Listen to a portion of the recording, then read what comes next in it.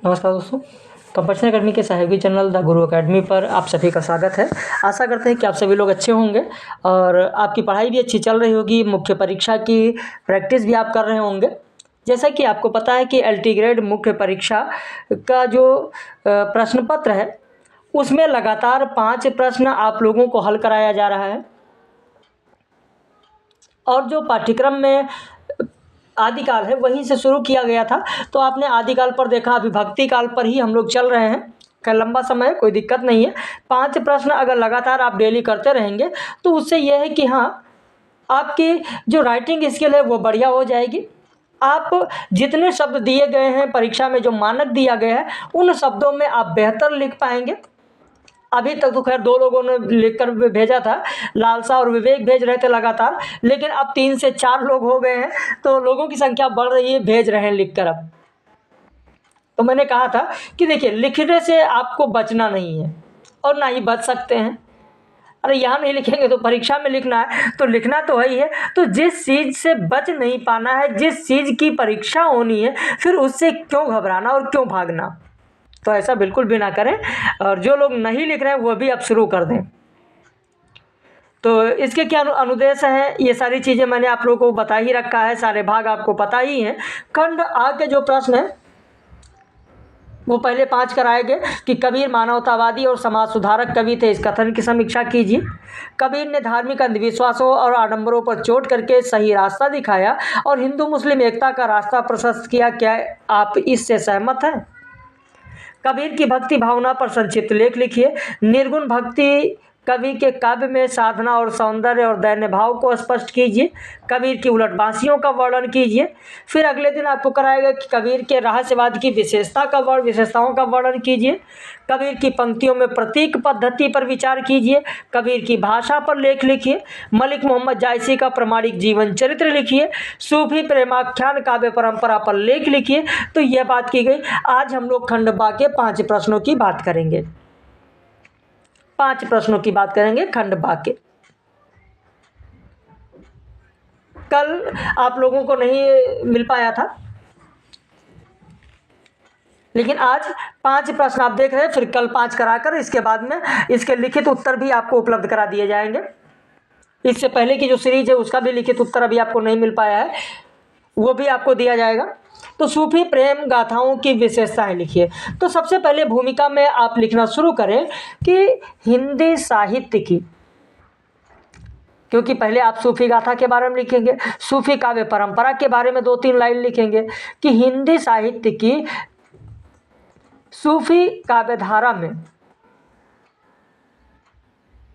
सूफी कवियों ने भारतीय संस्कृति की कथाओं को और ऐतिहासिक चरित्रों को अपने काव्य का आधार बनाकर मसनवी शैली के अनुसार भारतीय प्रेम कथाओं में सूफी सिद्धांतों का समावेश करते हुए अपनी रचनाएं की हैं। उनकी रचनाओं का अपना एक विशेष स्वरूप और उद्देश्य होता था, जिससे इन प्रेम आख्यानक रचनाओं से न केवल समाज ही लाभान्वित हुआ बल्कि हिंदी काव्य साहित्य भी गौरवान्वित हुई। तो ये आपने लिखा भूमिका में। अब उसके बाद में प्रेम की पीर लिखे कि विक्रम की 15वीं शताब्दी के अंतिम भाग से लेकर 17वीं शताब्दी के अंत तक हिंदी साहित्य में निर्गुण और सगुण भक्ति धारा समान रूप से प्रवाहित होती रही। निर्गुण काव्य धारा में संत कवियों ने जहां ज्ञान को परम महत्व दिया, ज्ञान को प्रधानता दी, वहीं सूफी कवियों ने प्रेम की पीर से युक्त प्रेमाख्यान काव्यों की रचना की। प्रेमाख्यान काव्य की रचना की या प्रेम की पीर से युक्त रचना की। सूफी कवियों में प्रेम पीर का वर्णन विशेष रूप में मिलता है। सूफी प्रेमाख्यानों में राजकुमार किसी राजकुमारी से अलौकिक सौंदर्य पर मोहित होकर समस्त वैभव त्याग कर वैरागी बन जाता है और अनेक कष्टों को झेलता हुआ राजकुमारी को प्राप्त कर लेता है। वहां राजकुमार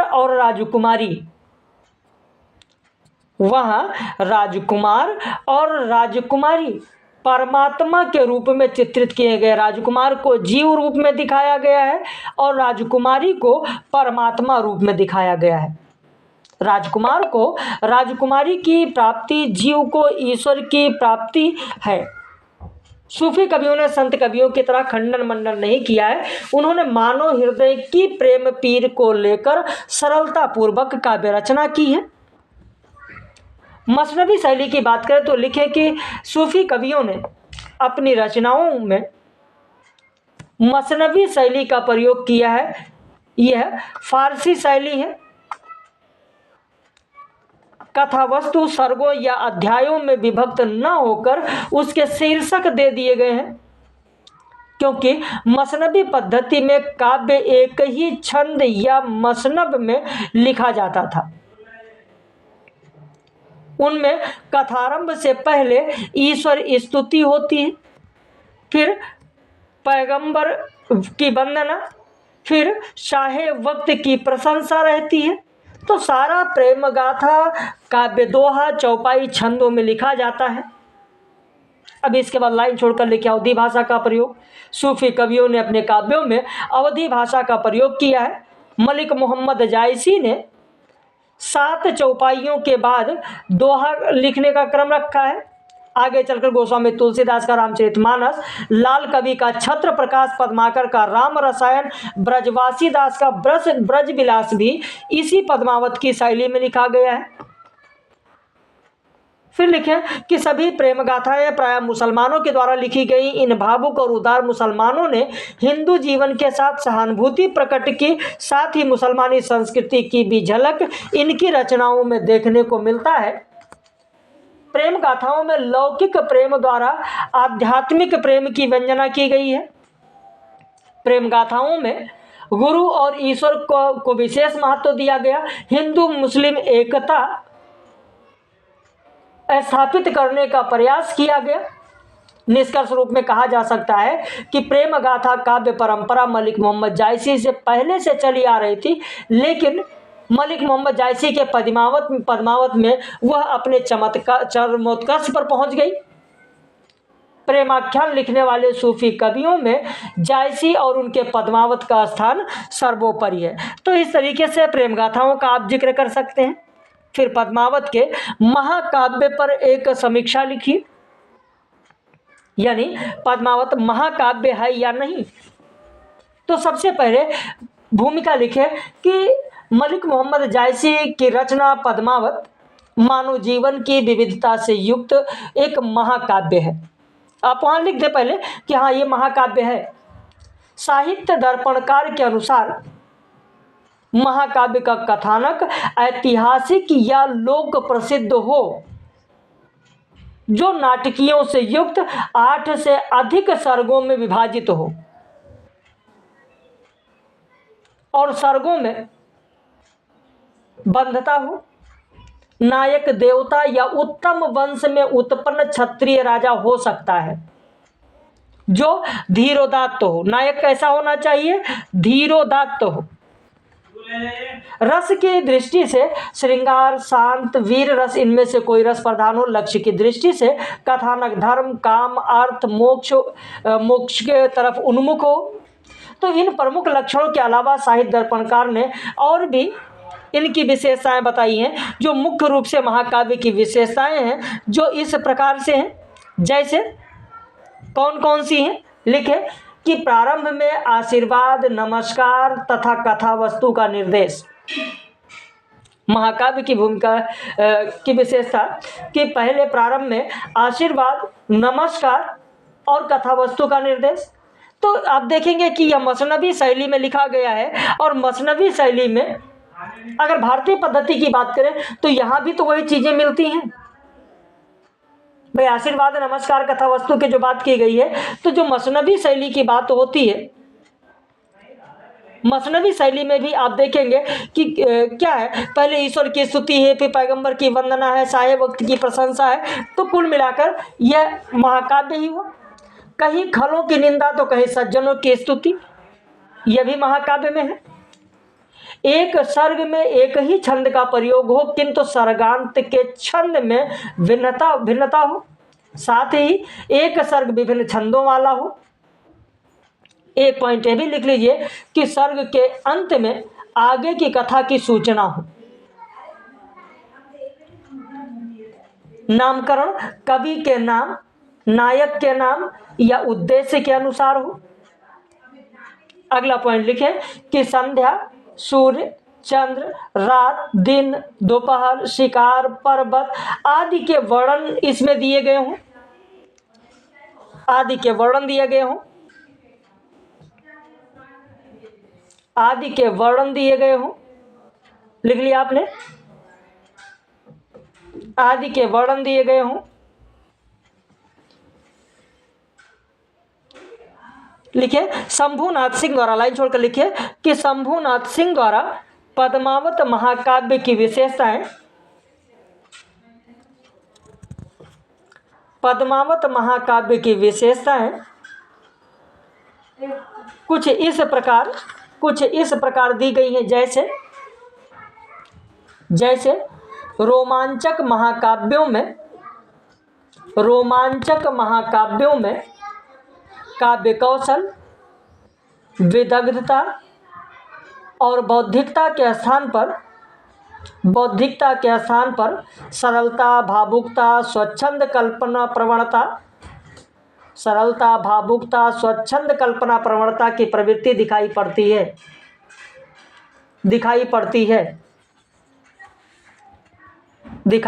है। पद्मावत महाकाव्य के प्रारंभ में ईश्वर आदि की स्तुति में मंगलाचरण इस प्रकार से है। पंक्ति याद है तो जरूर लिख दे कि सुमिरो आदि एक करतारु, जहि जीव दीन कीन्ह संसारु। जहि देव दीन कीन्ह संसारु, कीन्ह ही प्रथम ज्योति परगासु। कीन्ह ही प्रथम ज्योति परगासु, कीन्ह ही ते ही पीड़ित कैलासु। अगला पॉइंट लिखे कि खल निंदा और सज्जन प्रशंसा का भी उल्लेख स्तुति खंड के अंतिम छंद में दिया गया है। खल निंदा और सज्जन प्रशंसा का भी उल्लेख कथा वस्तु के स्तुति खंड के अंतिम छंद में दिया गया है। जैसे सिंगल द्वीप पद्मिनी रानी, रतन सेन चितौर गढ़ आनी। लिखे सिंगल द्वीप पद्मिनी रानी, रतन सेन चितौर गढ़ आनी। अलाउद्दीन देहली सुल्तानु, राघव चेतन कीन बखानु। अलाउद्दीन देहली सुल्तानु, राघव चेतन कीन बखानु। सुन शाही गढ़ छेका आई, हिंदू तुर्कन भई लड़ाई। आदि अंत जस गाथा है, लिख भाषा चौपाई का है। आदि अंत जस गाथा है, लिख भाषा चौपाई का है। तो इस तरीके से आपने यहाँ पर महत्वपूर्ण जो चीज़ें थी उनकी बात कर दी। अंत में आप लिख दें कि उपर्युक्त समस्त लक्षणों के आधार पर पद्मावत का परीक्षण करने पर हम पाते हैं कि रोमांचक कथा आख्यायिका, रोमांचक महाकाव्य या कथा काव्य में मनोरंजन और रसात्मकता के साथ साथ भावुकता और कल्पना की प्रधानता है। यद्यपि पद्मावत में भावुकता और काल्पनिकता के साथ साथ शास्त्रीय महाकाव्य की तरह बौद्धिकता, पांडित्य प्रदर्शन, रहस्यवाद और आध्यात्मिकता की प्रवृत्ति भी है। अतः पद्मावत रोमांस काव्य, कथा काव्य, रोमांचक कथा, आख्यायिका या रोमांचक महाकाव्य नहीं है, बल्कि यह एक महाकाव्य के रूप में है। पद्मावत महाकाव्य का कथानक संक्षिप्त में लिखिए। मुझे लगता है कि इसे तो आप लोग बहुत आराम से लिख लेंगे। पहले भूमिका लिखें, पहले पद्मावत के बारे में लिखें कि पद्मावत मलिक मोहम्मद जायसी की रचना है, जिसमें मानव जीवन के विविध प्रसंगों को उठाया गया है। मुख्य रूप से यह प्रेम की पीर पर आधारित रचना है, जिसमें नायक और नायिका मुख्य रूप से नायक और नायिका को जीव और परमात्मा के रूप में स्थापित किया जाता है। अब उसके बाद में लिखें कि इस रचना के कथानक में पद्मावत की मुख्य कथा रत्नसेन और पद्मावती की कथा, ऐसे लिखें कि पद्मावत की मुख्य कथा राजा रत्नसेन और पद्मावती की कथा है। इस कथा को पूर्वार्ध और उत्तरार्ध दो भागों में विभाजित किया जा सकता है। रत्नसेन संतति खंड तक की कथा को पूर्वार्ध के अंतर्गत और राघव चेतन देश निकाला खंड से सती खंड तक उत्तरार्ध खंड कहा जाता है। पद्मावती की पूर्वार्ध कथा को काल्पनिक और उत्तरार्ध कथा को ऐतिहासिक आधार दिया गया है। इसीलिए कथानक में कल्पना और इतिहास का सुंदर समन्वय हुआ है। मसनवी शैली में लिखा होने के कारण पद्मावत में सर्गबद्धता नहीं है, परंतु कथा वस्तु, घटनाओं और वस्तु वर्णन के आधार पर खंडों में विभाजित किया गया है। प्रत्येक खंड ना तो बहुत छोटा है ना बहुत बड़ा है, एकाध खंड छोटे बड़े हो सकते हैं। इसमें रत्नसेन संतति खंड एक ही छंद का है, परंतु इससे कथा के प्रवाह में विराम नहीं पड़ता। प्रत्येक खंड सानुबंध क्रम श्रृंखला में बंधा हुआ है। नागमती वियोग खंड और संदेश खंड पाठकों को कथानक के बीच अधिक समय तक ठहरा देती है। इसका कथानक विराम अवश्य लेता है, परंतु कथा की श्रृंखला टूटने नहीं पाती। यह स्थल इतने रसमय और मार्मिक हैं कि इनमें संकोच होने से पद्मावत के काव्य तत्व को हानि पहुंचती है। इस रचना लाइन छोड़कर लिखे कि इस रचना में पद्मावत का नायक रत्नसेन श्रेष्ठ क्षत्रिय कुल से उत्पन्न हुआ है। उसमें उत्साह, शौर्य, पराक्रम, दया, दाक्षिण्य, स्वाभिमान आदि समस्त गुणों की दृष्टि से वह धीरोदात्त नायक है। कैसा नायक है? तो वह धीरोदात्त नायक है। कहा जाता है कि जम्बूदीप चित्तउर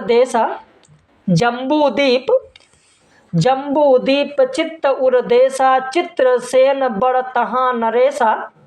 जम्बूदीप चित्तउर देसा चित्रसेन बड़ तहाँ नरेसा। रतनसेन यह ताकर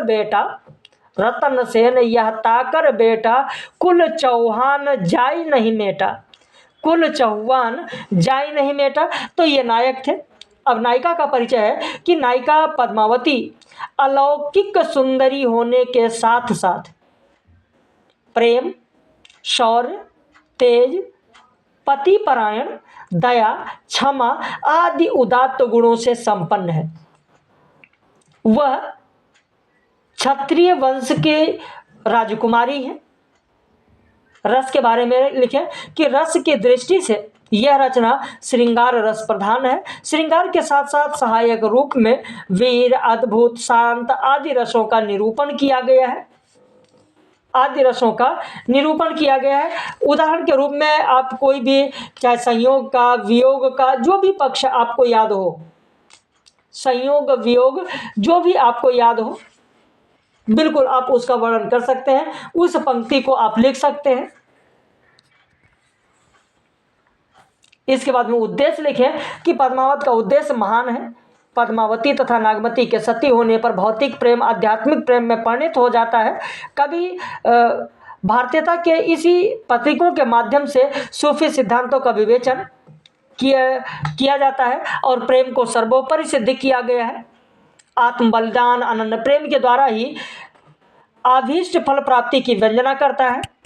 कथानक के बीच में आध्यात्मिक संकेत कथा प्रवाह में बाधक बनते हैं, फिर भी संबंध निर्वाह में कवि को अद्भुत सफलता मिलती है। पद्मावत का प्रधान फल जो है वह है मोक्ष। पद्मावत का नामकरण नायिका पद्मावती के नाम पर है तथा कथानक खंडों के नाम घटना और वस्तु वर्णन के आधार पर दिखाया गया है। निष्कर्षतः यह कहा जा सकता है कि पद्मावत एक महाकाव्य है जिसका कथानक उच्च वर्णीय या उच्च कुलीन नायक और नायिका के माध्यम से मोक्ष प्राप्ति को लेकर प्रतीकात्मक एक रचना है। तो इस तरीके से आप इसको लिख सकते हैं। फिर लिखे पद्मावत में समन्वय की भावना पर लेख लिखिए। पद्मावत में समन्वय की भावना, तो यहाँ पर आप समन्वय की भावना में लिखें कि मलिक मोहम्मद जायसी हिंदी के एक ऐसे कवि हैं जिन्होंने मानव हृदय की भावात्मक एकता की अवतारणा कर हिंदू और मुसलमान भेद दृष्टि का लोप करके शाश्वत प्रेम प्रकाश विकीर्ण किया है। इनका प्रेम लौकिक होते हुए भी लोकोत्तर और अपनी अलौकिकता में सर्वजन मन सुलभ था। मलिक मोहम्मद जायसी एक समन्वयवादी कवि थे। कैसे कवि थे? एक समन्वयवादी कवि थे। उनके पद्मावत से तात्पर्य दो या उनके अधिक विभिन्न विचारधाराओं, उनके मतों के बीच एक ऐसी समानता की प्रतिष्ठा करना है जो उनके पारस्परिक विरोध को दूर करने में समर्थ हो। मलिक मोहम्मद जायसी के पद्मावत में समन्वय भावना देखने को मिलती है। जैसे प्रेम पद्धति में फारसी और भारतीय शैली जो है उसी का समन्वय, भारतीय और फारसी शैली का समन्वय किस रूप में? तो प्रेम पद्धति में फारसी और भारतीय शैली का समन्वय देखने को मिलता है। जैसे उदाहरण के रूप में अगर बात करें, यहाँ पर उदाहरण की अगर बात की जाए तो आप देखेंगे, थोड़ा सा इस पर ध्यान दीजिए कि जो प्रेम पद्धति की बात की गई है, प्रेम पद्धति, तो प्रेम जीवन का मूल्य है। मलिक मोहम्मद जायसी ने अपनी रचना पद्मावत में प्रेम को ही तो आधार बनाया है। पद्मावत के प्रेम की विशेषता है कि इसकी प्रेम पद्धति में ईरानी और भारतीय शैली का सुंदर समन्वय है। मलिक मोहम्मद जायसी के पद्मावत का प्रेम दाम्पत्य प्रेम के अंतर्गत आता है। कैसा प्रेम दिखाया है? तो दाम्पत्य प्रेम के अंतर्गत आता है। दाम्पत्य प्रेम के अंतर्गत आता है। तो मलिक मोहम्मद जायसी पद्मावत में जिस प्रेम का वर्णन किया है वह प्रेम कैसा प्रेम है? तो वह प्रेम स्वप्न दर्शन, चित्र दर्शन, गुण श्रवण से उत्पन्न होने वाला प्रेम है। यह कहना अनुचित नहीं होगा कि पद्मावत का प्रेम अपनी कुछ निजी विशेषताएं भी रखता है। मलिक मोहम्मद जायसी के श्रृंगार में मानसिक पक्ष प्रधान है और शारीरिक गौण है। चुम्बन, आलिंगन आदि का वर्णन कवि ने बहुत कम किया है, केवल मन का उल्लास और वेदना का कथन अधिक दिया है। क्योंकि जो मलिक मोहम्मद जायसी हैं, मलिक मोहम्मद जायसी प्रेम को स्वर्गिक मानते हैं।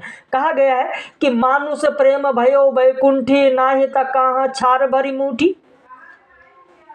उदाहरण आप लिख सकते हैं कि मलिक मोहम्मद जायसी प्रेम को स्वर्गिक मानते हैं। कैसे प्रेम की अभिव्यंजना की है? तो स्वर्गिक प्रेम की अभिव्यंजना की है उन्होंने। तो यह भारतीय और फारसी शैली का समन्वय प्रेम के तहत उन्होंने दिखाया है। क्योंकि पद्मावती का यह रूप भारतीय प्रेम पद्धति के अनुसार है। काढ़ी प्राण बैठी ले हाथा, मरे तो मरे, मरे तो मरो जियो एक साथ। ये भारतीय परंपरा में है, क्योंकि जब पद्मावती दिखाया गया इसमें कि पद्मावती राजा के प्रेम को सुनकर विरह के आग में जलती हुई साक्षात्कार के लिए विह्वल होती है, तब रत्नसेन को सूली की आज्ञा होती है, तब उसके लिए मरने को तैयार होती है और कहती नहीं कि काढ़ी प्राण बैठी ले हाथा, प्रेम को निकालकर, प्राण को निकालकर, काढ़ी कर मतलब निकालना, काढ़ी प्राण बैठी ले हाथा, हाथ में प्रेम प्राण निकाल कर बैठी हुई है, मरो मरे तो मरो जिए एक साथ, अगर मरते हैं तो एक साथ मरे हम और जीते हैं तो एक साथ जिए। तो ये जो रूप है पद्मावती में, ये भारतीय प्रेम पद्धति के अनुसार है और फारसी की मसनवी शैली का जो प्रेम है वह भी कैसा है, एकांतिक है और लोकबाह्य है। तो नायक एकांतिक प्रेम में असामान्य पराक्रम करता हुआ दृष्टिगत होता है, इसमें पारिवारिक सामाजिक लोक व्यवहार के लिए कोई स्थान नहीं होता, किंतु भारतीय प्रेम पद्धति तो प्रारंभ से ही लोक संबंध है और उन्हीं दोनों का समन्वय मलिक मोहम्मद जायसी ने अपनी इस पद्मावत में किया है। दार्शनिक समन्वय की अगर बात की जाए, दार्शनिक समन्वय की बात की जाए तो दार्शनिक क्षेत्र में भी मलिक मोहम्मद जायसी ने अपनी रचना में पद्मावत में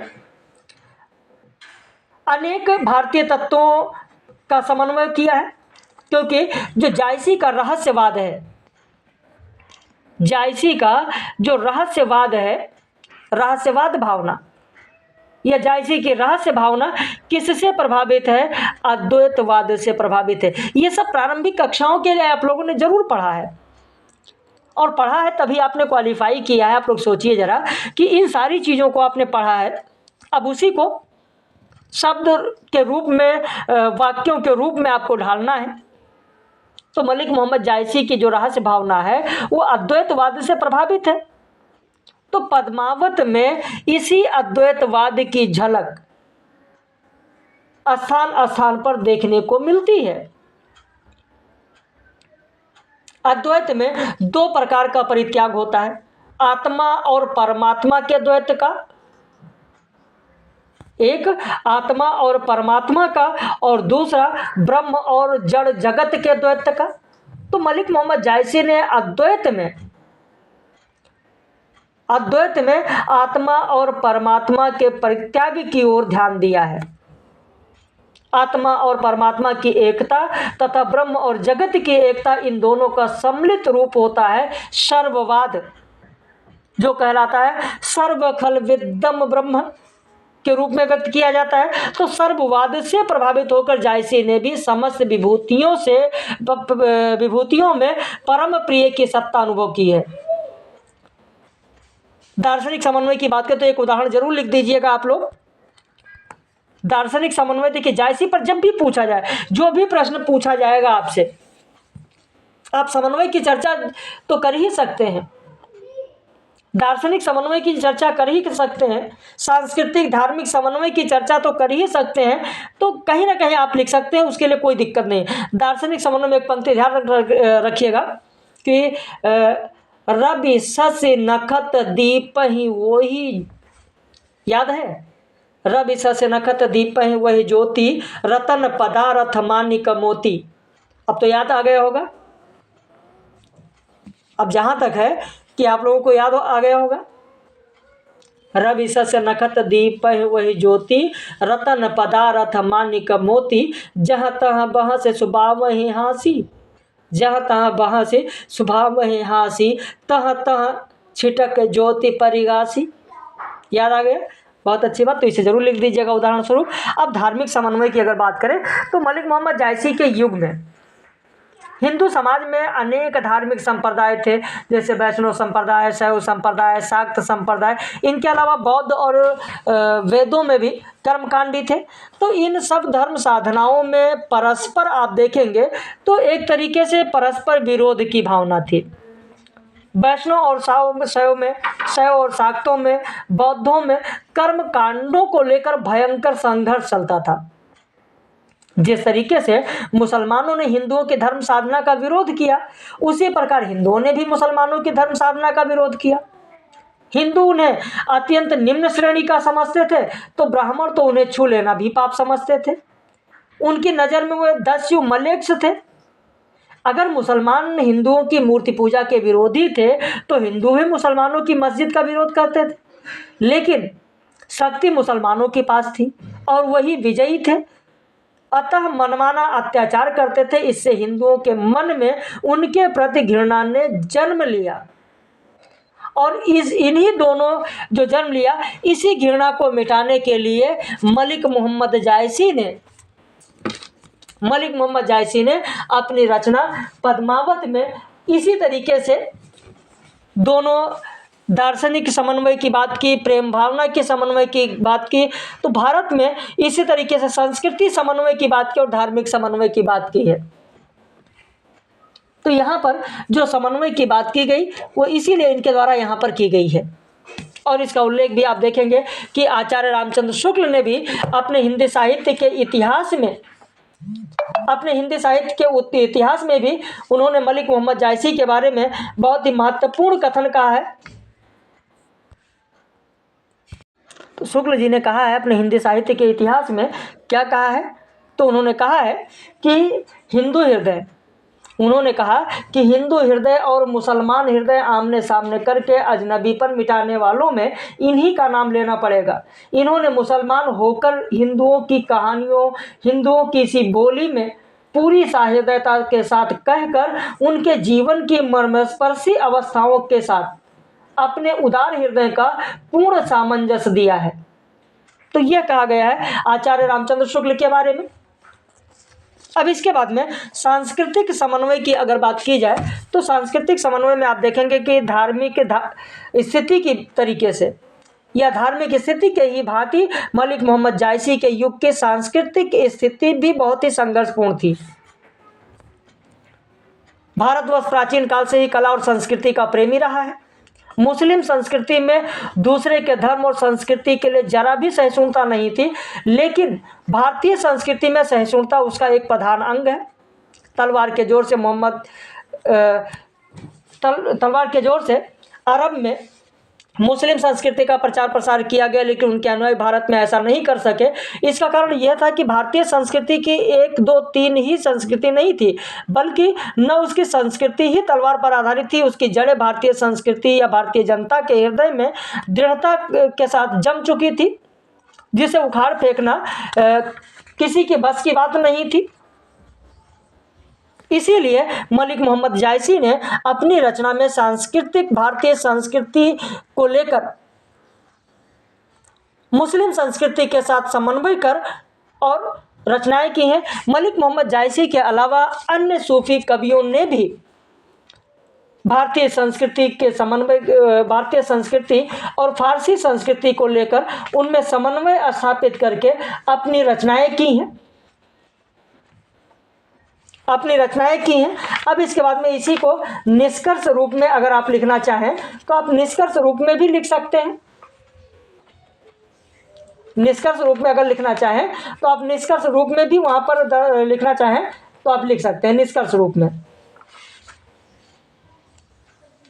आप लिखें कि ईश्वर का विरह सूफियों के यहाँ भक्त की प्रधान संपत्ति है, जिसके बिना साधन के मार्ग में कोई प्रवृत्ति नहीं हो सकता।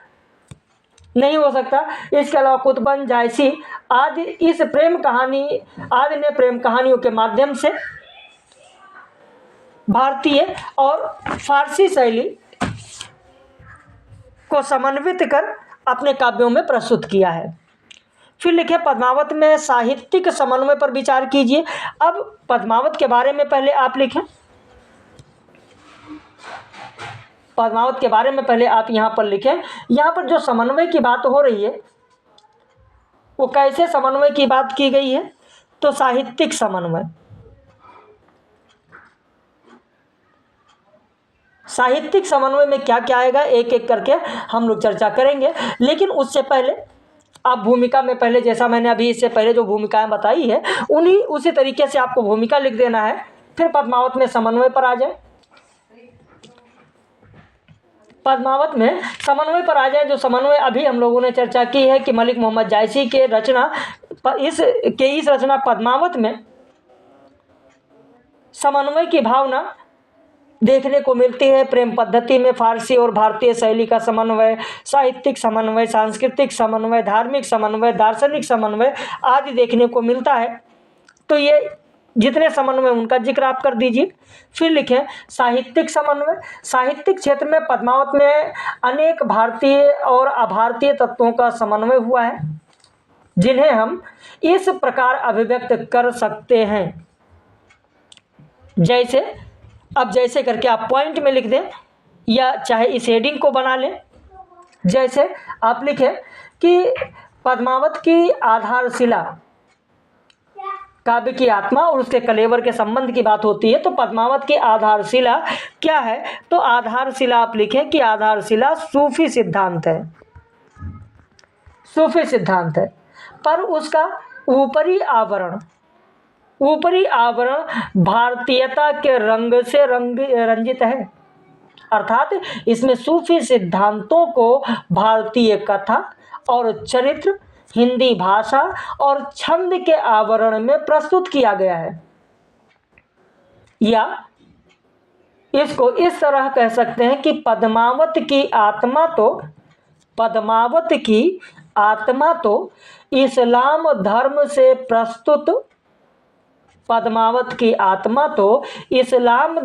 प्रस्तुत सूफी सिद्धांतों से अनुप्राणित है।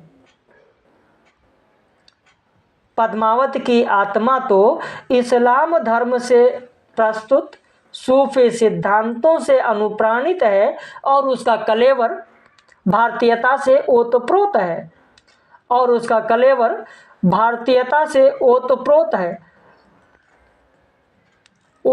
है।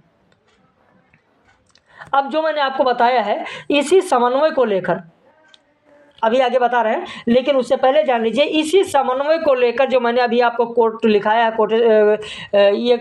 है, इस पर ही ऐसे ही प्रश्न बन सकता है। सांस्कृतिक समन्वय, साहित्यिक समन्वय को ही लेकर कि पद्मावत की आत्मा, ऐसे पूछा जा सकता है कि पद्मावत की आत्मा इस्लाम धर्म से अनुप्राणित है और उसका बाहरी कलेवर भारतीयता से ओतप्रोत है। इस कथन की समीक्षा कीजिए या इसकी पुष्टि कीजिए। तो उसमें क्या लिखना है? उसमें सीधे आपको जैसा यहाँ बताया जा रहा भूमिका के बारे में लिखना है और जितनी समन्वय है उन्हीं समन्वय को आपको प्रस्तुत कर देना है। भाई हूबहू वैसे ही प्रश्न आपको नहीं मिलेंगे कि जैसा यहाँ पर लिखाया गया पद्मावत में साहित्यिक समन्वय पर विचार कीजिए, हूबहू यही ही आ जाए, कोई जरूरी नहीं है। लेकिन जो चीज़ें बताई जा रही हैं इसे जब आप समझेंगे तो आप परीक्षा में वहाँ पर प्रश्न लिख सकते हैं। जैसे मैंने अभी आपको बताया कि पद्मावत की आत्मा इस्लाम धर्म से अनुप्राणित है और उसका बाहरी कलेवर भारतीयता से ओतप्रोत है, तो ऐसे परीक्षा में प्रश्न बन सकता है। लिखना आपको यही विषय वस्तु है। तो जब आपका कॉन्सेप्ट क्लियर होगा तभी तो चीज़ों को लिख पाएंगे। तो काव्य की आत्मा और उसके कलेवर में समन्वय की बात हम लोगों ने की। अब लिखें कि कथानक में इतिहास और कल्पना का समन्वय। तो पद्मावत में साहित्यिक समन्वय के अंतर्गत इतिहास और कल्पना का भी समन्वय हुआ है। मलिक मोहम्मद जायसी के अलावा अन्य सभी हिंदी सूफी कवियों का काव्य कल्पना पर ही आधारित है। हिंदी के सूफी कवियों ने कल्पना के आधार पर प्रेम कथा लिखकर अपने सिद्धांतों का प्रकाशन किया है, किंतु मलिक मोहम्मद जायसी ने ऐतिहासिक कथानक को आधार बनाकर अपनी कल्पना को पुट देकर इतिहास और कल्पना का मणिकांचन संयोग प्रस्तुत किया है। तो ये इतिहास और कल्पना का समन्वय हो गया। अब रचना शैली के समन्वय की बात करें तो पद्मावत में भारतीय प्रबंध की शैली और फारसी मसनवी शैली दोनों का समन्वय दिखाई पड़ता है। एक और मलिक मोहम्मद जायसी ने अपभ्रंश से प्रयोग में आती हुई चरित्र काव्यों की रचना शैली से प्रभावित होकर इसको दोहा चौपाई वाली भारतीय पद्धति को अपनाया। वहीं दूसरी ओर फारसी काव्य के अनुकरण पर अभारतीय विषयों या फारसी विषयों को भी अपनी रचना में स्थान दिया। तो फारसी मसनवी शैली से प्रभावित होकर उन्होंने अपनी कथा का विभाजन सर्गों तथा अध्यायों में न करके प्रसंगवत शीर्षकों में किया है। फारसी मसनवी शैली के अनुसार ही इन सूफी काव्यों के आरंभ में वंदना और स्तुति, साहेब वक्त की प्रशंसा आदि प्रस्तुत किया गया है। अंत में आप लिखें कि इस तरह पद्मावत के साहित्यिक समन्वय में उपमान योजना को भी भारतीय और फारसी उपमानों के समन्वय से लिखा गया है। मलिक मोहम्मद जायसी ने भारतीय कवियों के तरीके से कमल पुष्प को नायिका और उसके मुख, आंख, मुख, हाथ, पैर सभी का उपमान माना है और उन्होंने लिखा है कि कमल सुख पंखुरी बेहरानी, निष्कर्ष में ही अंतिम पंक्ति लिखते हुए खत्म करें कि कमल सुख पंखुरी बेहरानी, कमल सुख पंखुरी बेहरानी, गली गली कै मिल छार हैरानी, गली गली कै मिल छार हैरानी, मिल छार हैरानी। तो इस तरीके से 5 प्रश्न आज आपने देखा। कल फिर अंतिम जो इसमें 5 प्रश्न बचे हैं वह आपको करा दिए जाएंगे। तो इस तरीके से यह आपका पूरा हो जाएगा। फिर इसके बाद में भक्ति काल में ही अगला सीरीज और अभी आपको मिलेगा। भक्ति काल से बहुत ज़्यादा प्रश्न की संभावना है बनने की, इसलिए मैंने तो सोचा था कि 2 ही कराएंगे, लेकिन कम से कम इस पर भक्ति काल पर ही आपको 4 से 5 कराया जाएगा। भक्ति काल पर ही 4 से 5 करा दिया जाएगा। यहाँ से प्रश्न रहना ही रहना है भक्ति काल से 100%, ये जानकर चलिए आप। तो अभी जो कराया गया आशा करते हैं कि आपके समझ में आया होगा। लिखकर अपने उत्तर इस पॉइंट वाइज अपने उत्तर जरूर भेजें, पॉइंट को जरूर लिखें ताकि आपको याद करने में आसानी हो। और अगर आप लोग जुड़ना चाहते हैं, जो नए लोग हैं, तो इस नंबर पर संपर्क कर सकते हैं, यहाँ पर नंबर दिया गया है। तो इसका लिखित उत्तर भी आप लोगों को कल के बाद मिलेगा। अभी कल तो शेष 5 प्रश्न कराए जाएंगे और जो 4-5 लोग लिखना शुरू किए हैं उनके अलावा भी और लोग लिखना प्रारंभ करें। हम लोग फिर मिलेंगे ऐसे ही महत्वपूर्ण प्रश्नों, शेष 5 प्रश्नों के साथ विस्तृत उत्तर में कल।